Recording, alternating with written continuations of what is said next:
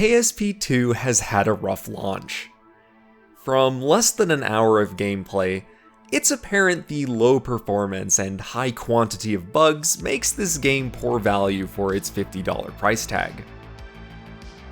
So what are we to do with a clearly not quite ready version of the game? If the game has problems with relatively simple missions, then what could go wrong with doing a complicated mission instead? Yes, let's do a Joule 5. A mission where we land on all of Joule's 5 moons in a single launch. And since we're showcasing what the game can do, let's take it a step further and do it only using the new parts. That basically limits us to the new swerve engine, the hydrogen fuel tanks, the new procedural wings, and a few others.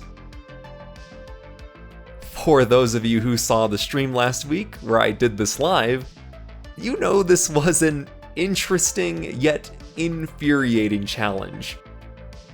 Let me tell you my story. A Joule 5 involves a lot of transfers and landings, so we need to go in with a plan. First of all, exactly what parts do we have available to us? In terms of engines, just 2. We have a new Methalox engine, the Labradoodle, and a new hydrogen-powered engine, the Swerve. Comparing the stats of the engines, the Swerve is better in almost every way, so we're gonna go with that. As for new command pods, we have a couple of options such as this new lander can, new rover cabin, and this large 5 crew pod. Of these, the 5 crew pod is the most compelling due to its integrated RCS thrusters and aerodynamic shape. My lander design is based around these 2 parts. It's a tail-sitting design powered by a swerve and controlled by the 5 crew command pod. In the middle, we have the new hydrogen fuel tanks, and we're using the new procedural wings for the lathe landing. And of course, in the spirit of the challenge, we're using the new extra large ladders to get down to the surface. It really hurt to put 600 kilograms of ladders on the craft, but that's just what we had to do. We can't do the entire Joule 5 with just this lander though, so I've added this extra mothership fuel tank. The main idea is that the lander will detach, perform some landings, and then redock to it to refuel. The RCS thrusters on the command pod will come in handy for that. Finally, to get this assembly into orbit, we need to take a non-standard approach. While swerves are powerful vacuum engines, they do not have good thrust at sea level. So we need to take off horizontally and rely on wing lift to help us climb. At the end of the day, our craft ended up having a mass of 100 tons and 116 parts. This definitely isn't crazy by my standards, but you'll see the game struggles a lot with it already. Speaking of struggle, let's get this mission started. As with most of my KSP1 videos, I'm gonna speed up a lot of sections to move the video along. Please don't mistake this for the game running well though. If you ever need a reminder of how bad the game is actually running, you can check out my system stats in the top left. I'll also have the VOD linked in the description so you can see the raw gameplay for yourself. The swerve engines gain ISP and thrust rapidly at higher altitudes, so we want to ascend as quickly as possible. At the start, we can barely climb at 10 degrees, but after a few kilometers of altitude, we have so much thrust we can pull up to 45 degrees and still climb. Here we can see the first bug of the mission. We have a fuel line that is supposed to drain the side tanks into the center stage, but it appears that's not happening. As a result, we need to do this fuel transfer manually. Annoying, but it's a minor problem overall. Sadly, not all of our problems can be minor, as we'll see in this next staging event. When we stage, The camera seems to follow the center of mass of the detached fuel tanks and our craft. Not to mention, we also just lose control of the main craft soon afterward. What's going on here? Well, after a lot of testing, we discovered that the issue was this corrupted wing part. You can see that if we save and reload, these wings just fall off. When we replace the wings, this issue no longer happens and we can stage safely. Dealing with this bug has also shown us a tool to detect problems: save and reload. If you can save and reload a craft without issues, the craft itself is likely okay. If you can't save, then it's likely the Kraken has struck somewhere, even if it's not obvious. You'll see a lot more of that later, but for now, let's get this fixed design into orbit. After reaching orbit, we can see that we can make a quick save and load it.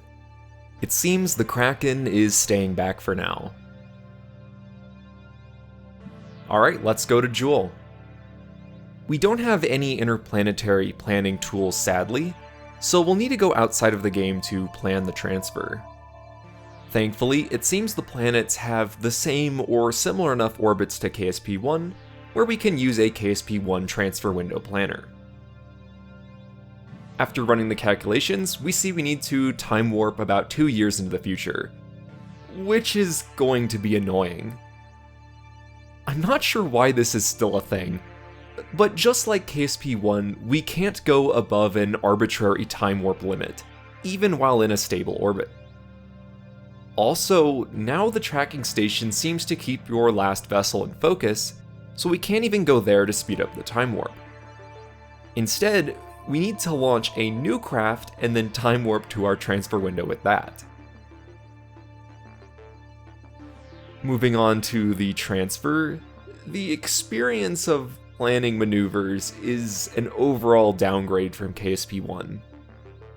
Of course, we have new bugs with the maneuver nodes, such as not being able to see our trajectory inside of a different sphere of influence, and not being able to pin our periapsis. However, they also have other issues, like not being able to see how much delta V is left in our maneuver. Also, KSP-1 had this problem as well, but KSP-2 seems to have made it worse. There's just way too much information to click on in these orbital trajectories. I often want to do a task like adjust the timing of the maneuver, but I'm accidentally clicking on a lot of overlapping orbital info markers, my own craft marker, and just other unnecessary stuff.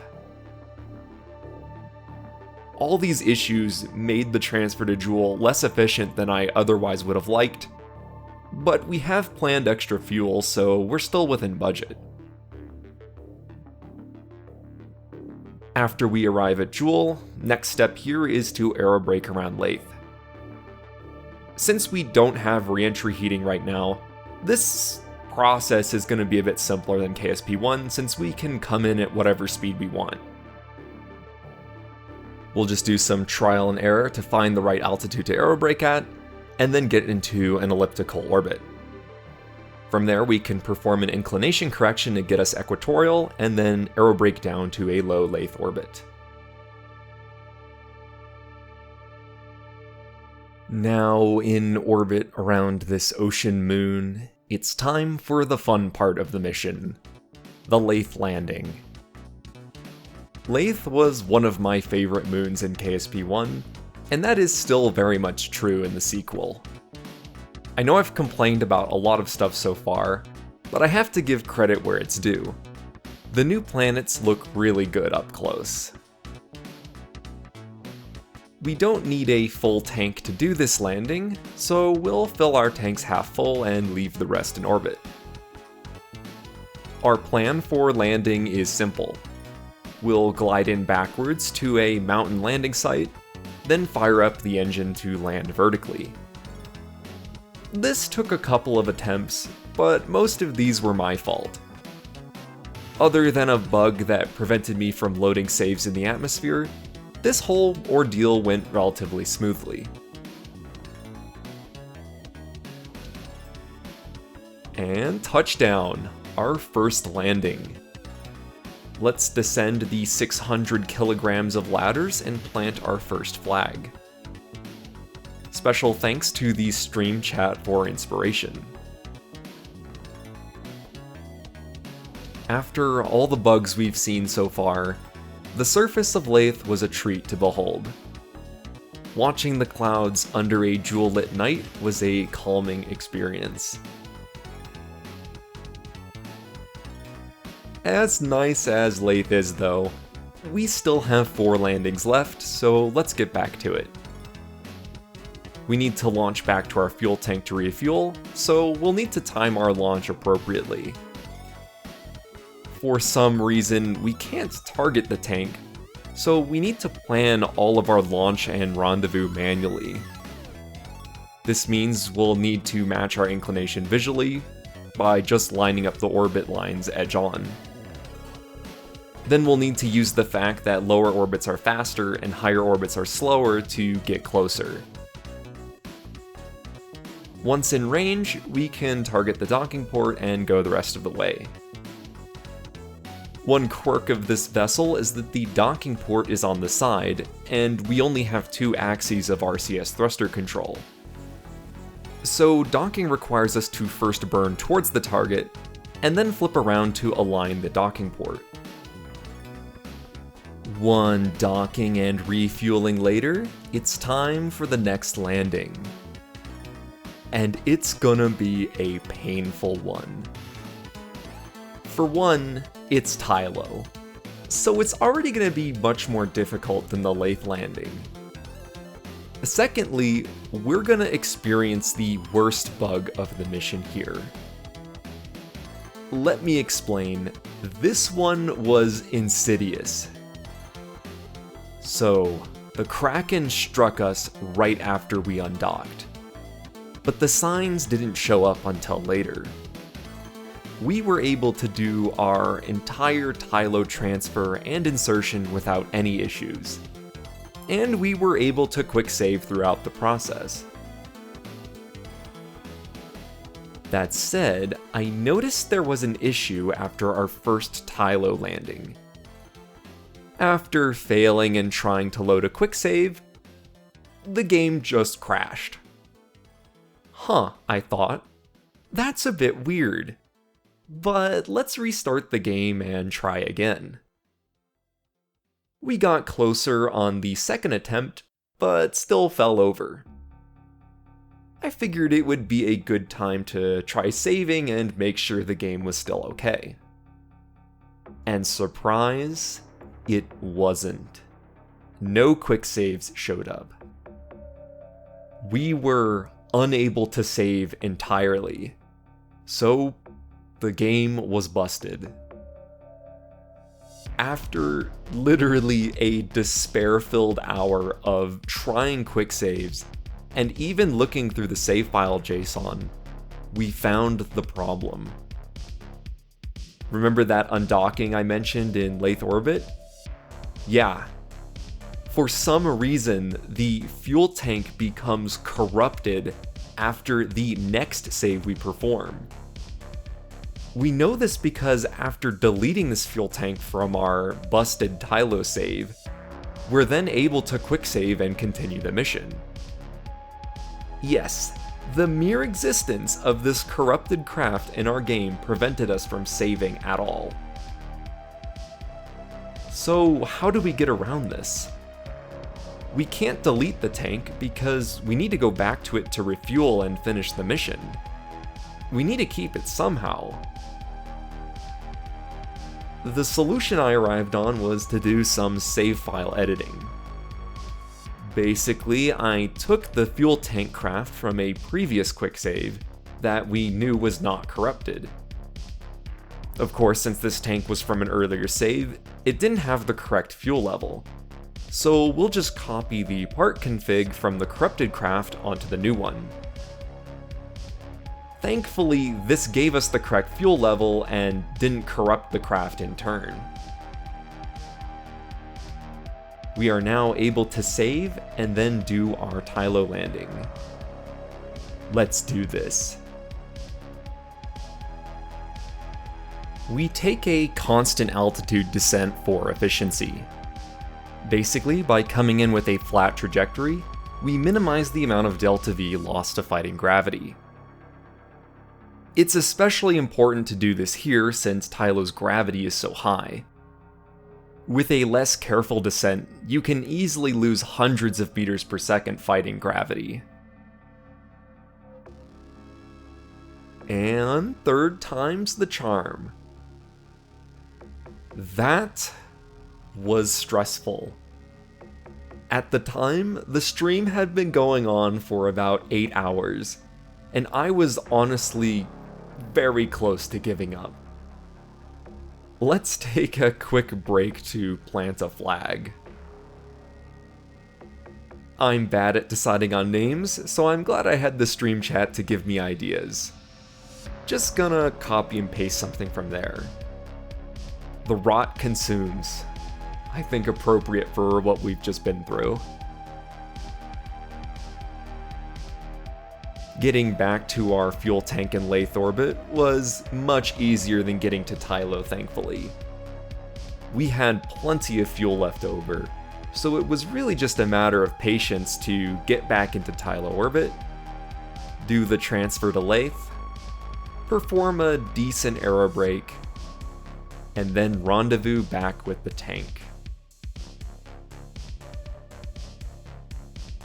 This will be the final docking with the tank, so we'll drain the rest of the fuel from it. After undocking, the tank will be corrupted once more. I'll let past me explain what we should do with it.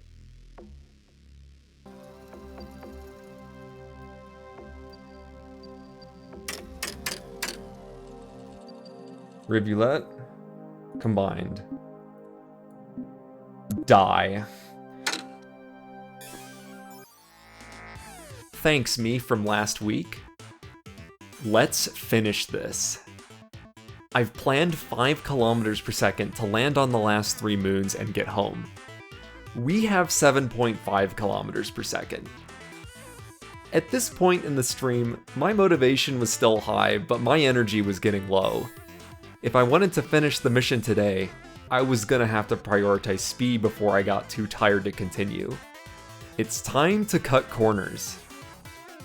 Instead of trying to get a good Vall transfer, I just tried to get a Vall transfer.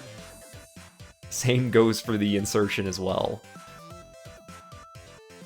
As we get closer, we can see Vall got a big makeover with KSP2.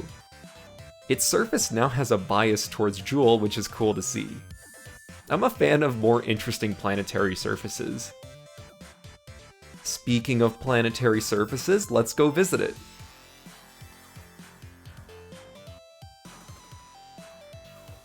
There is our third flag down. Again, stream chat had good ideas for the site. Lemon flavored ice. Delicious. Bop is next. Let's get a Bop transfer.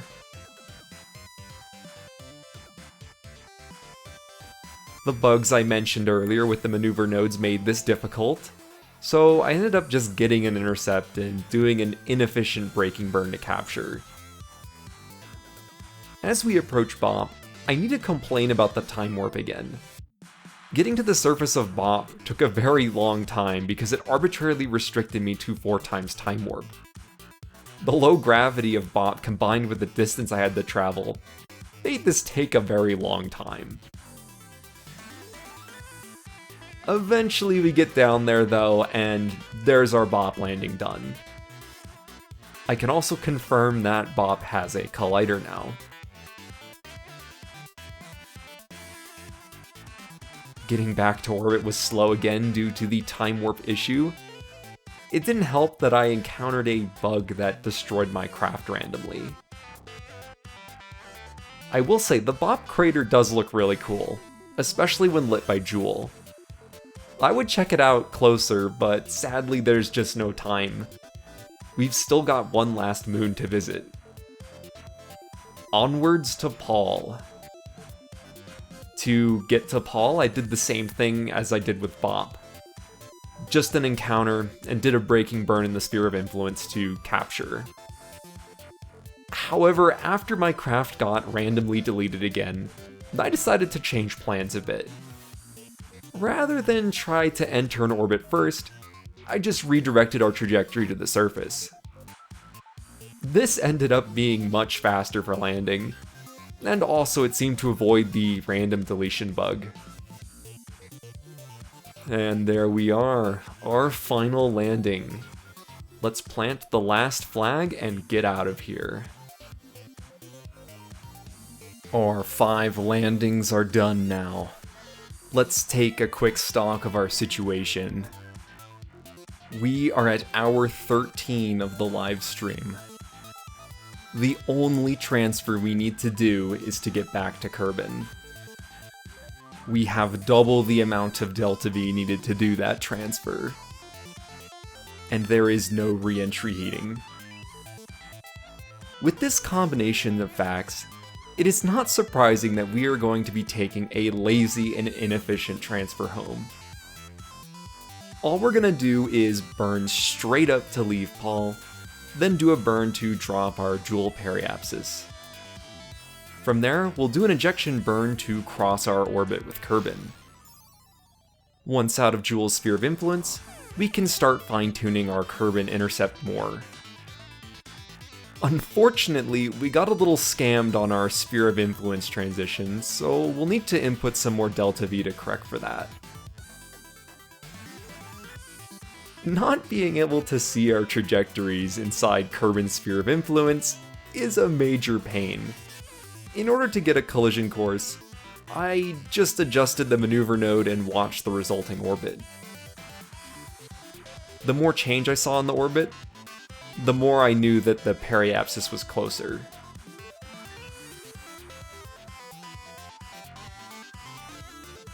We are now coming in hot. If there were re-entry heating, this would definitely be lethal. That said, as we get closer, I noticed that the KSC was conveniently coming up on the other side of the planet. I'm one for landing at the KSC given the opportunity, so let's load a quick save and shoot for the other side. Reloading the quick save gives us something quite amusing. And scary. Is this another bug? This close to the end of the mission? And even worse, when we try to re-enter, it does not appear to be survivable. Thankfully, quick loading seems to restore everything back to normal, and we can keep going. The descent to the KSC is quite spicy. Going this fast, the craft is barely controllable. But through some nail-biting deceleration, we managed to get on course to the KSC. Now, you know me. I've got to try landing on the VAB. Even though we really don't have the fuel for it, and even if we did, the thrust from the swerve is too low. Maybe we can try using it as a crumple zone? I tried this a few times during the stream, but it really just didn't work out. Maybe we can get it if we put down a quick save on the approach. Well, yeah, the game had other plans for us. Yeah, we're back to this bug. It's no matter, let's just bail out and use a bug to safely come to a stop. Yeah, turns out if you put away your RCS pack in flight, it cancels out all your velocity, which lets you gracefully come to a stop from 60 meters per second. So great, we finished the mission on the shores of Kerbin. And that was pretty much all the energy I had from the stream last week. But I'm not happy with that. We need to land on top of the VAB. Look, I'm coming back this on a new day. It's a fresh start to do this right. We're gonna come in hot just like before, but now we are more calculated. We're heading right on course for the VAB. The missile knows where it is and where it's going. After crumpling our large nuclear-powered engine into the roof of the VAB, we've slowed down enough to gently fall over onto the VAB skylights. Okay, I think at this point Valentina has now truly seen enough. This Scrunkled Joule 5 experience has come to an end. Despite all the problems and all the complaints I've had, I did overall have fun with this mission. KSP2 has some good things going for it, and in time the bugs will probably be worked out. However, I still stand that the game really isn't ready in its current state, and if you're not okay with all the bugs you've just seen, then you probably shouldn't buy it. That all said, that's just about everything I have for you. Thanks for watching, and I'll see you in the next one.